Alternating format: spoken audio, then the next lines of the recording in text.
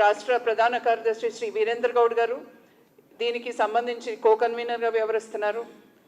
మన ఇంకొక general secretary Shri Ashok garu, అట్లాగే సామల పవన్ రెడ్డి గారు, వారు ఈ కమిటీలో ఒక మెంబర్గా వ్యవహరిస్తున్నారు.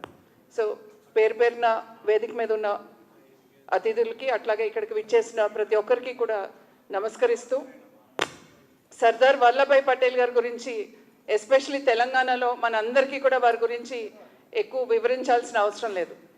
వారికి దేశంలో మిగతా వారందరికీ ఉన్న అనుబంధం ఒకటైతే తెలంగాణ రాష్ట్ర ప్రజలందరికీ కూడా ఇంకొక రకమైన అనుబంధం ఉంది.